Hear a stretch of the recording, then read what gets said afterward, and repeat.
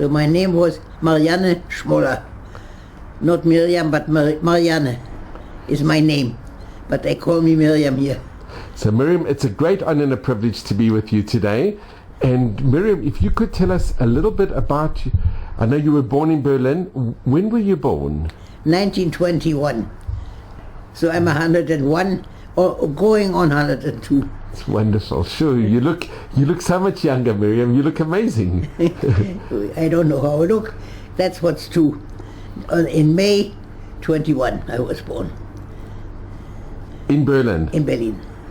And can you tell us a little bit about your parents, where they came from? My parents didn't live very well together and divorced when I was 3.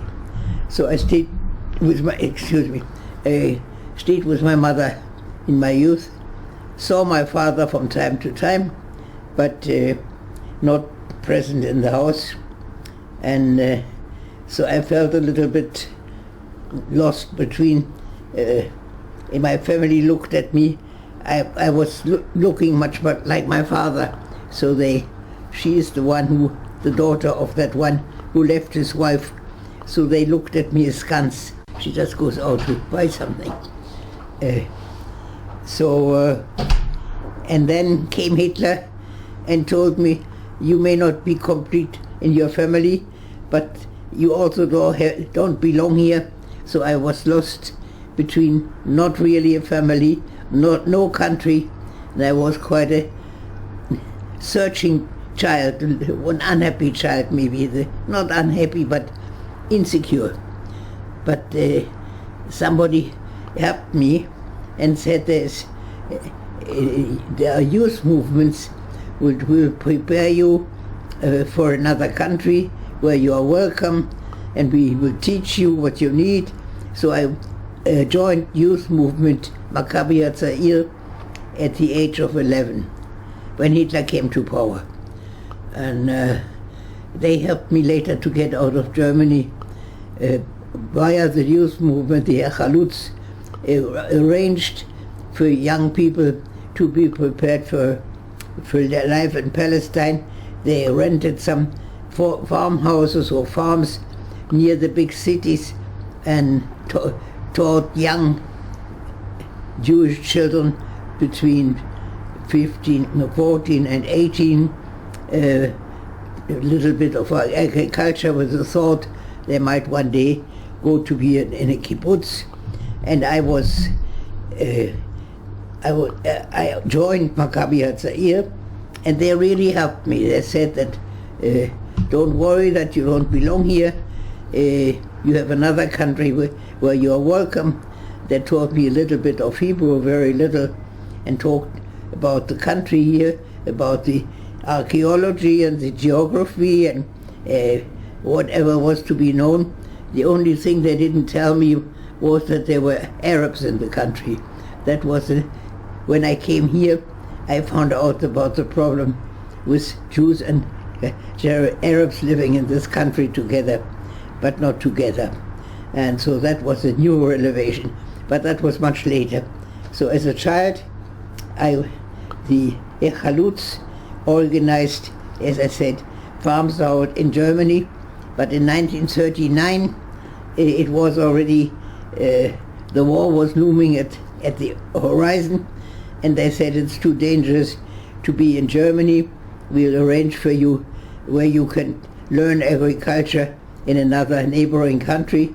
So they organized for me to come to Sweden.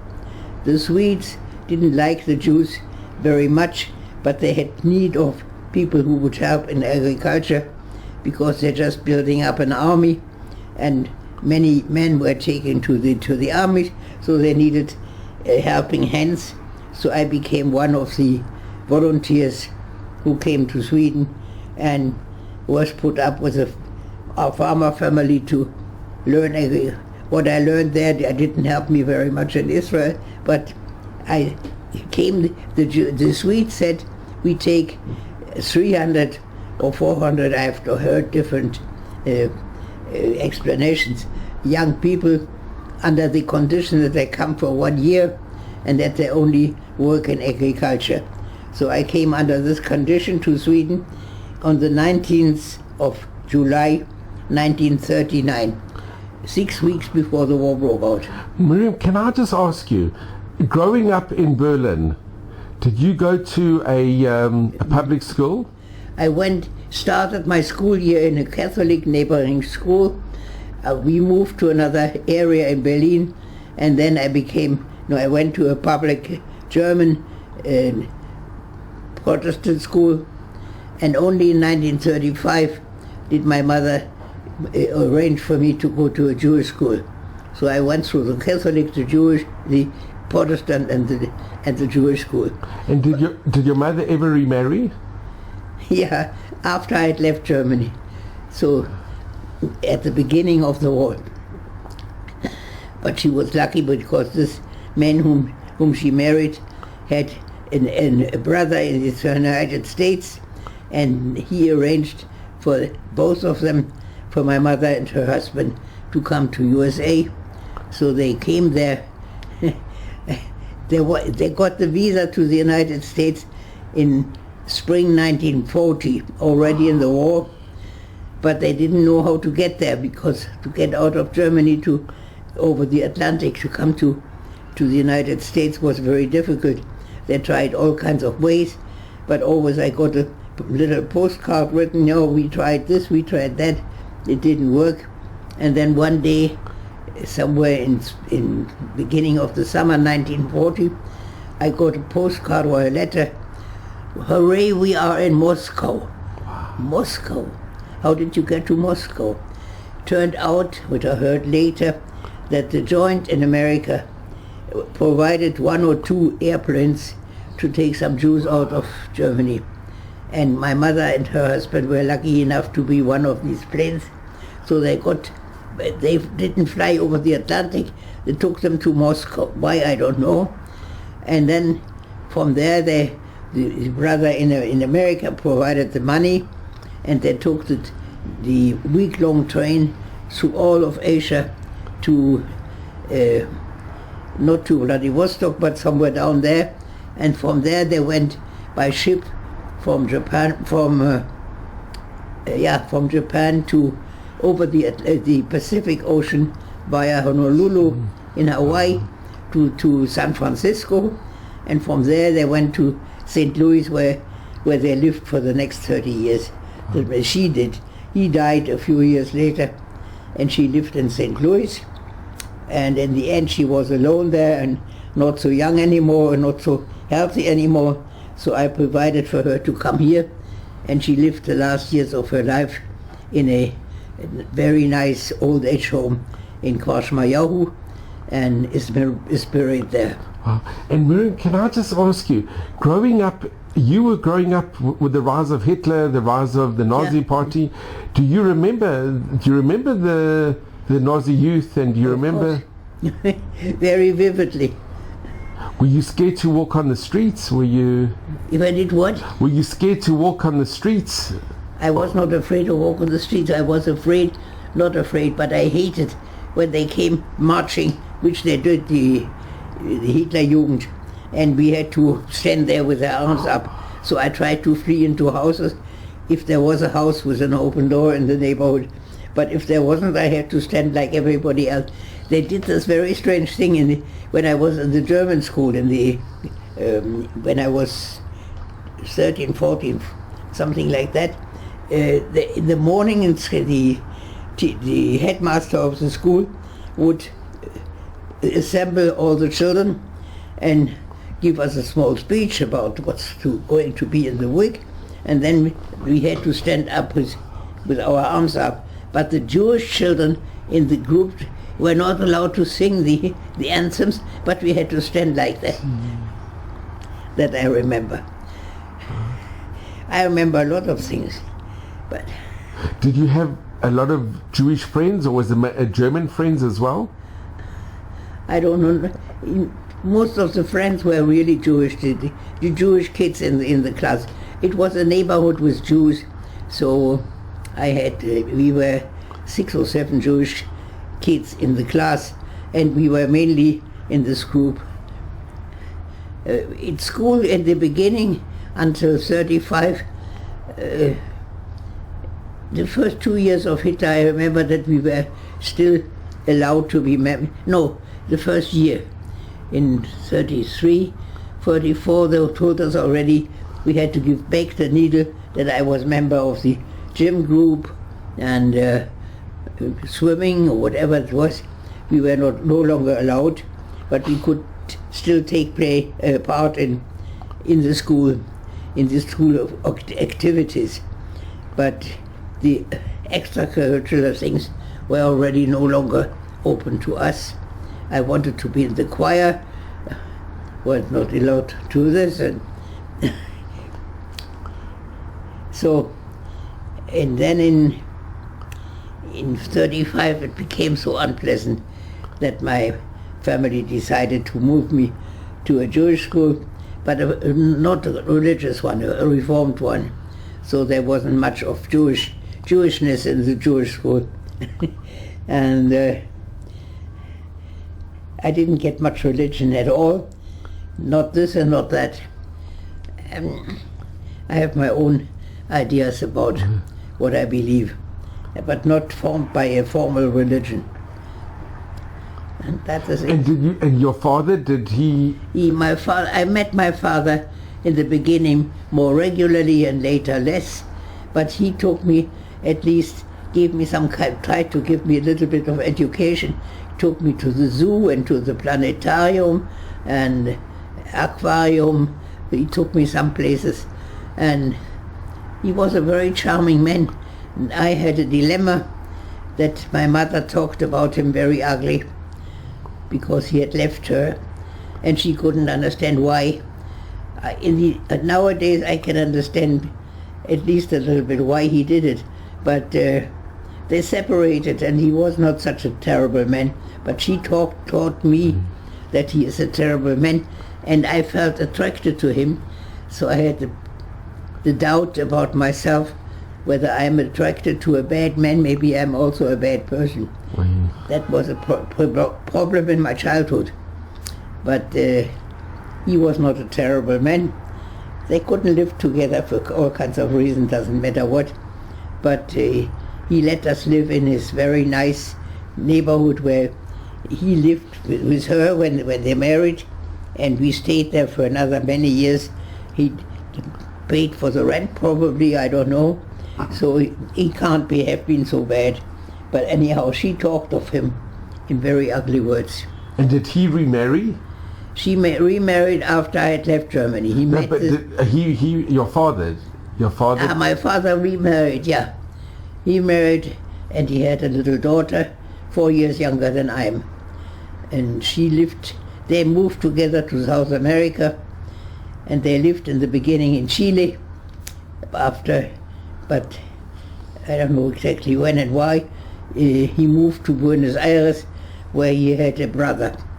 And I never met my father's family, but in 1965, when I was 39 or something, they invited me over, so I was the first time in Buenos Aires in 1965. From then on I was there 3 more times, so I was 4 times altogether in Buenos Aires, and going there every time a different travel route, once through Chile and Bolivia and through Rio de Janeiro. So I saw a lot of South America by way of visiting the family in Buenos Aires. And that's it. And I still, of course, they're all dead, but I'm still in contact with cousins or children of cousins in Buenos Aires. And your half-sister, is she still alive? What? Your sister, your a half-sister. Yeah. She was in Chile all the years, and she died 2 years ago or 3 years ago. And you were in touch with her? Yeah. She was here twice to visit. Wow. And Miriam, wow, what a story. It's incredible. But Miriam, do you remember Kristallnacht? Of course. Can you relate to us what you recall? It was then said that the Nazis come to the houses and take people to the camp, but only men. As my mother and myself, we were 2 women, and so we didn't feel the danger that they would come and take us. So the men of the family, my uncles, the men of my mother's sisters, and one more, 3 or 4 men stayed with us during this night in the fear of when they are at home, they might be taken, but they came to us. So I remember that we provided them with blankets or whatever we had, mattresses on the floor, because we had not so many beds for all of them. And that I was feeling very important, sitting at the entrance door with a blanket around me and waiting for the Nazis to come, who never came, luckily. I was 17 years old, felt very important, which I was not. That I remember. I don't remember. We lived in a suburb where there were no big shops, so I don't remember houses being burned or synagogues or shops. This was not where we lived. It was just a residential quarter. So I just heard it from the radio or saw it in the newspaper. But we had that night, I remember, with the family members on the floor in the house. You lived through the history. Do you remember the Olympic Games? The what? The Olympic Games? The Olympic, of course I do. We lived next to the stadium. At the 2 roads who crossed like that, Reichstraße, which was in one street, and the other one was Olympic Street, and led straight to the stadium. And my girlfriend and myself from school, we came on bicycles, and once a week we made a tour around the building area where they built the stadium to see what has been developed during the last week. So I saw it growing up, the Olympic Stadium, and not only that, they made a proclamation in Germany that they don't have enough hotel rooms in Berlin for the many expected Olympic guests, people who would come during the Olympics. So, of course not for Jews. Yeah, they would pay with foreign currency, with United money or something. So somehow my mother got permission. We had 2 guests from London, 2 teachers from London as Olympic guests, and they had a passport with all the tickets to all the performances, and one of them once in a while, twice or 3 times, didn't want to go, so I went to the stadium. I think I was the only Jew who went into the stadium during the Olympic Games on his ticket. He didn't go, so he gave it to his friend. So I was there. Of course, not only that, I can tell you a nice story. Before the Olympic Games, I was once in our neighborhood with white shorts and with a bicycle, went into a shop to buy something for my mother, and there were 2 gentlemen standing there looking at me, came out together with me and asked me to call them. I said, why should I call you? It's not what you think. We are looking for young people to be, we are preparing the film by Leni Riefenstahl about the Olympic Games, and we wondered whether you want to be in the crowd of young people. I said, I'm sorry, you are mistaken, I'm Jewish. Why did you say that? It's not written on the blackboard, on the screen. So I did not become a film star in the in the Olympic Games, but that I remember very well, of course. I have a good memory. And do you remember what you saw in the Olympic Games? I'm sorry? Do you remember what you saw? Was it running or? I saw was once in the swimming area, and I didn't see Jesse Owens or one of the big ones, no. I don't remember what, something, light athletics, running. That didn't impress me so much. More the building, which I had seen coming up to see it from the inside when it was ready. And Miriam, did you ever see Hitler or any of the... Yeah, I did. You did? Yeah. I was once in the street where he and Mussolini moved in an open car, standing there, standing up in the car. And what was your impression? What was my... I don't know. I knew what it was and who he was. I was curious to see them, but I didn't frighten me. Not more than being at home. I knew who they were and what they did to us. But seeing them was I don't remember. Not any deep impression apparently. Just curiosity. And did you have German friends? Not so many. And in the building where you lived and in the area, the neighborhood? In the building we had lived in quite a large, then completely newly built area. The houses were just a year or two when we moved in. A small flat of 3 rooms, and we had a nice neighbor family, a couple. Good Butnan was their name, and with them we were in contact. Were they Jewish? No. No. But I don't remember very much. I remember we didn't yet have a radio, but we were with this family when Hitler came to power. And I remember that we sat there, I was 11 years old, and they said that, do you know German? I can understand from Yiddish. I don't know. That Hitler came ans Ruder, and Ruder is what you do in a rowing boat. So in my imagination I saw him like rowing, but which he was not. But that I remember. But I didn't yet understand. Nobody understood what this meant, that he came to power, what would happen. That came later. And did you ever have any anti-Semitic incidents with you? I always prided my way of living the Hitler time was by pronouncing that I'm Jewish wherever I went. You would pronounce? And I always expected people to shout at me or hit me. Nothing happened. There was a paper in German, Jüdische Rundschau. You know this paper? It was a month or daily, not weekly, I think. And it had a large board, Jüdische Rundschau. And I sat in the underground and kept it open to see reaction of people. Nothing happened. I told everybody, like I said, the guys who wanted to get me into this film, and I told them, the first thing I told them, I'm Jewish.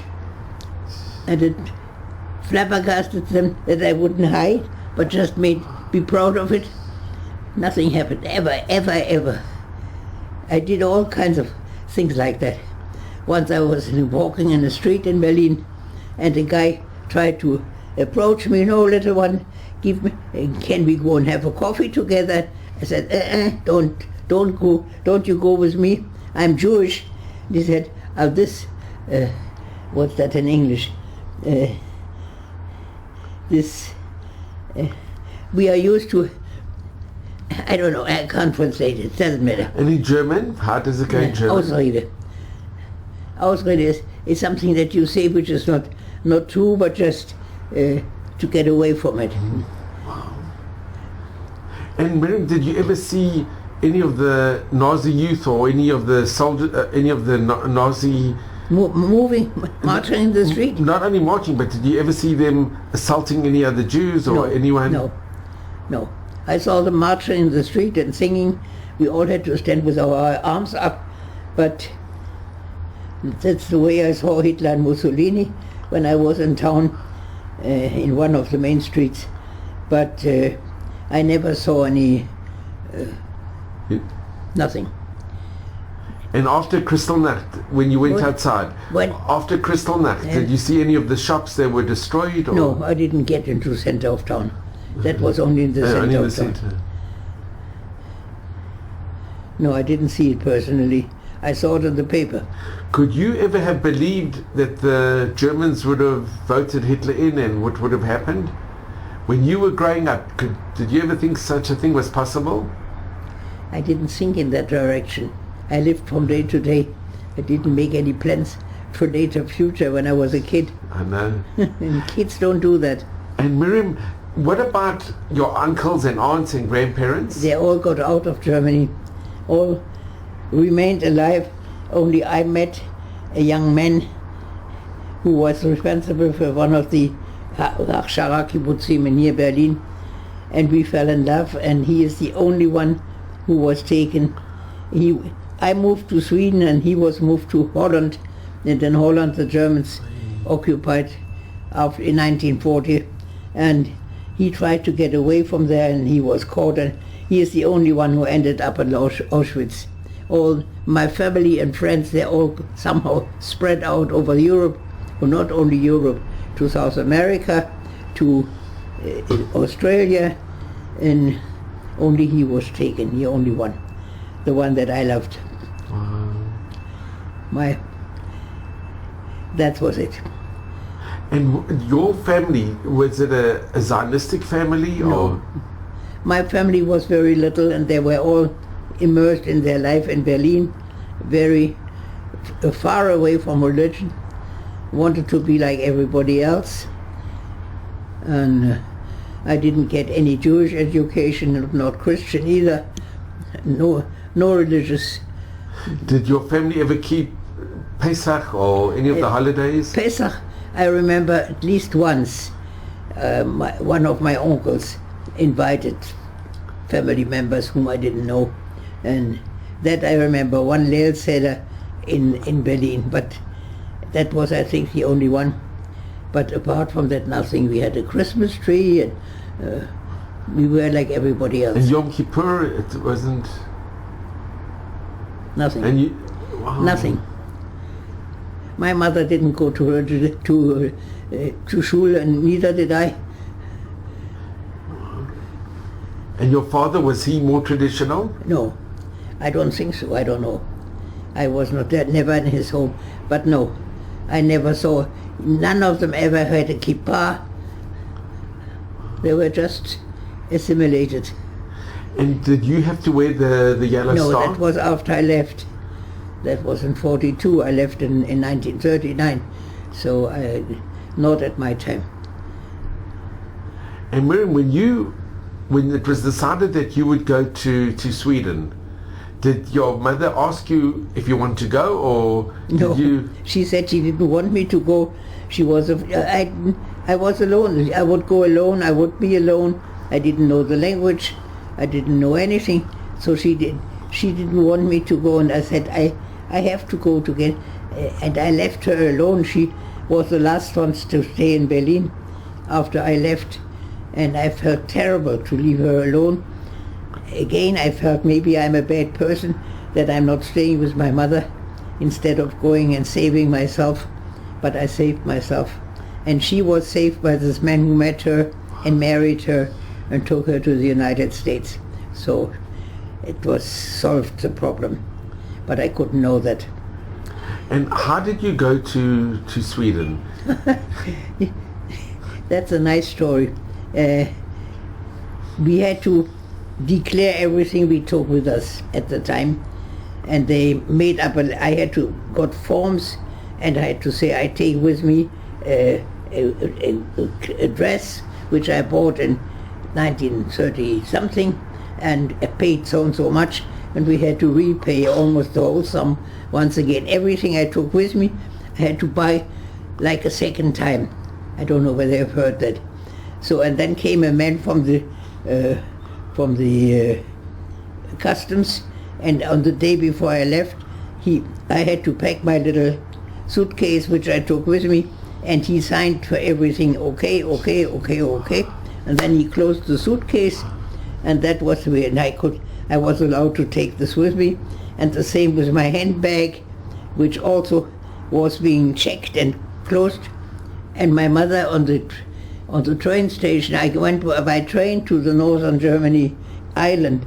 From there was a ship that took me to Sweden, and I went by train first a few hours, and she gave me a coin and said, if you are hungry, go to the dining room and you can eat something. And I still had this coin when we came to the border. I had not gone anywhere, didn't eat. I was too excited.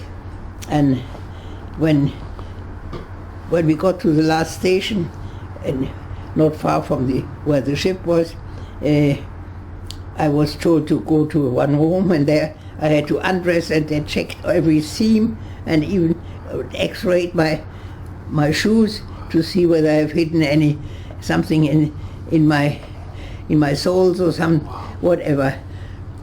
So in the end there was a young man who checked my handbag and again said okay. And he said, "Do you still have something?" I said, "Yes, I still have this coin of 5 mark. Give it to me." So I gave him the 5 mark. And then I had to stand in line, and there was a little hut where you get a stamp in your passport that you are leaving Germany, and from there you were out. And before I got to this place, this man came up with 2 books and said, "I took your 5 mark and bought you two books here in the bookstore in the station. I want you to know that not everybody agrees to what is happening here." And this man, without knowing it, opened my way later on that I could speak to Germans and be in contact with Germans. I did a lot of trying German-Israel contacts, and because of this man, he somehow opened the door for me when he said, "Not everybody agrees to what is happening here," and that's an important sentence in my life. Because you realized that there were some good people as well. There were... Exactly. And he was the last German I met before I went on the Swedish ship. And do you remember the books that he bought? I know, well, I don't have them anymore. They were not important. What he found there in that little railway station, not very important. One was about animals and one, not important. This is not important. Important was that he bought them. And can I ask, when you said goodbye to your mother, was it emotional when you said goodbye to your mother? Was it difficult? It was very emotional. Yeah, it must have been very difficult. It was. I remember her standing there waving when I looked out of the window. It was terrible. And your father, did you manage to say goodbye to your father as well? I met him. He was still in Germany, but he left a week after me, I think. But he went to South America via France. They went to France and from there to, I don't know how he did it, but he did. Everybody left except this one man whom I loved.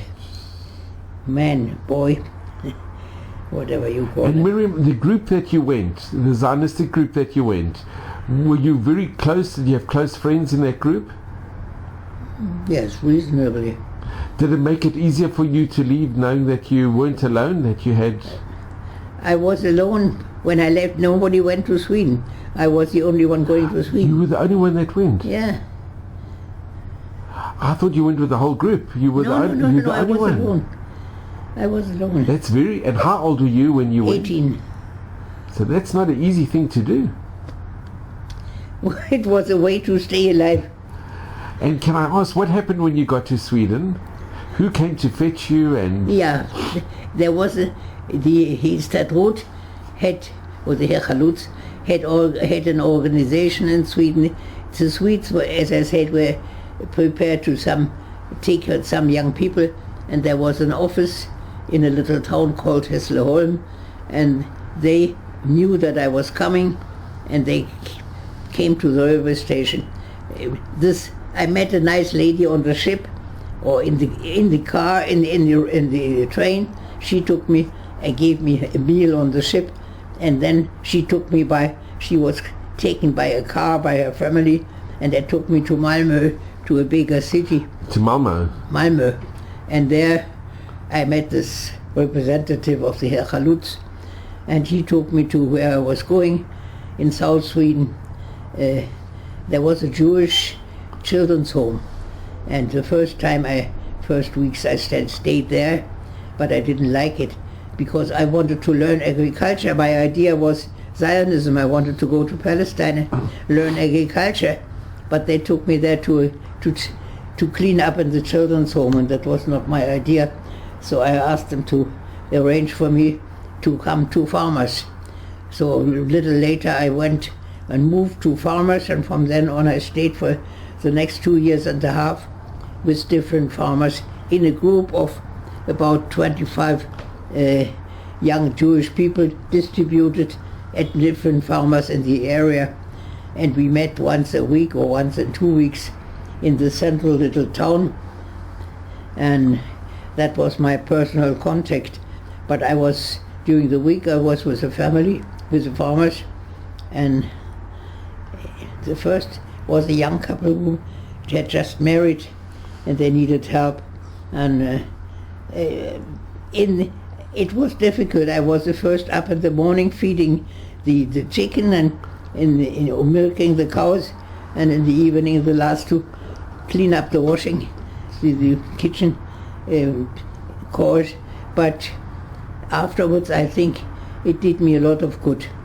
I learned to work without complaining, because there was nobody whom I could complain to.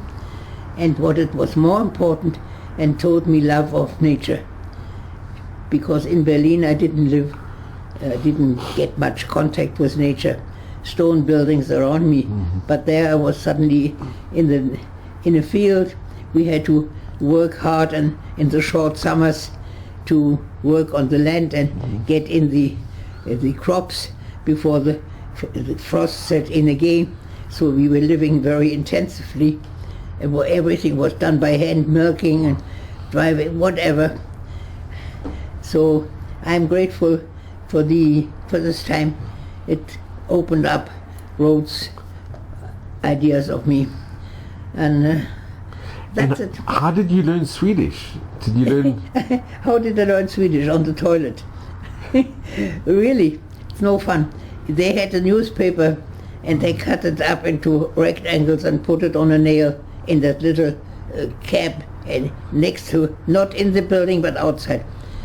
And I went evenings, at least in summer when it was still light, and tried to read something. And the first thing that I could understand, they cut out whatever it did. First thing I understood were obituaries. When it was written, my father, mother, who died,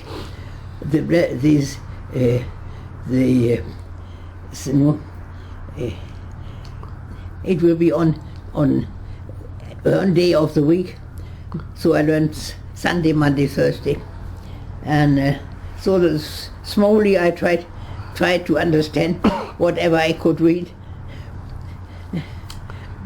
And then I took my bicycle and went down to the central little town, and they had a library, and I tried to lend books, but they had only the classics, which of course I couldn't understand. But anyhow, I took them home and kept them for a week or two, tried to understand, and after the time Swedish became my second language. I married in Sweden, also a refugee man, and we spoke Swedish. My little daughter, the first language she heard was Swedish. We came to a kibbutz here, and we didn't want the neighbors to understand everything, so we spoke Swedish among ourselves. That's it. I still have books in Swedish here. How long did you stay in Sweden? 10 years. And that's where you met your husband? That's where I met my husband. Not a Jew. A refugee from the Nazis, politically. His father was a famous politician against the Nazis. He had to flee Germany before all the Jews. He became later prime minister in East Germany for a short time. So it was a famous, well-known anti-Nazi family, but he was not Jewish. What was the name? Seidewitz. Max Seidewitz was his father's name. He was a well-known politician. And he was in the government in East Germany? Yeah. Wow. Did you ever go to East Germany? Yeah, of course I did. Let me just see. 4:45. Okay, I still have time. Okay. And it was a happy marriage? We loved one another until he died much too young, but we dissolved our marriage because he wanted to stay in it. We went to a kibbutz, and he loved the kibbutz life. he came from East Germany, so that fitted him. But I didn't feel good there. I wanted to decide myself where I live and what I did, and so we dissolved our marriage. But he became my family in Israel. He was in the kibbutz, married again, and had more children. And my own daughter came with me, and we went there for summer holidays, and he came to visit here to see his daughter. So he was like my brother. It's amazing. And which kibbutz did you go to? Kibbutz Chaim, next to Hadera. And he is buried there, and so is my daughter, and so I will be. I bought a plot there next to them. And did you ever get remarried? Yeah, I did. I did a geographer. I was at the Department of Geography drawing maps, and he was a lecturer there. And we married, and we were married for 40 years. Wow. But he died also. Everybody died. I'm alone. I'm left alone of all the people whom I know. And did you have more children? He had more children, yeah. I didn't. No, not my first husband had children. In our marriage, no, there was no children. And you kept in touch with your... Yeah, very much so. That's very unusual. It's not... I know, but it was lovely. Good for my daughter. She had 2 homes. One was me and one there. In holidays, on her vacations, she went to the kibbutz. She felt at home both here and there. And I went there a lot. And Miriam, did you often go back to Germany? Yeah, later. Because of this man with the 5 mark, I became here they founded something called the German Israel Society. And I became the head of it in Berlin, in Jerusalem. And we invited Germans who came to Israel, who wanted to learn, want to try to understand why all this had happened, why the hatred, what's the reason, who are Jews, and we were open to talk to them. Already 1960, even before they started the diplomatic relations with Germans, and we became an address where many Germans who came to Jerusalem wanted to spend an evening, ask questions, get answers.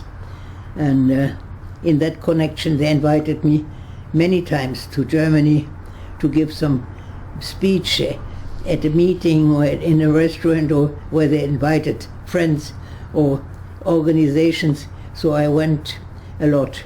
And today I have more acquaintances in Germany than here, because all my friends here are dead. And then in German, they are also old by now, but they are still alive. So I have some friends in Germany. Here I have all of our German-speaking friends are dead. And Miriam, can I ask, why do you think it happened? Why did... Well, that's a big question. It's a very big question, yeah, I know. No. Why it happened, it's a long story, but I don't want to go into this. It's too much now, because I have to go down soon to a meeting.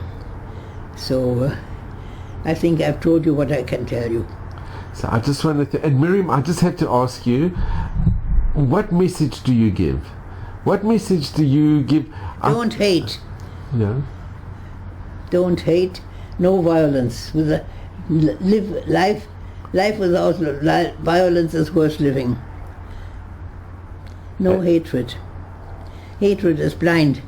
It's so true. It's and you know, that person, that good German, the last person that you saw before you left, so he had a profound impact on your life. That is true.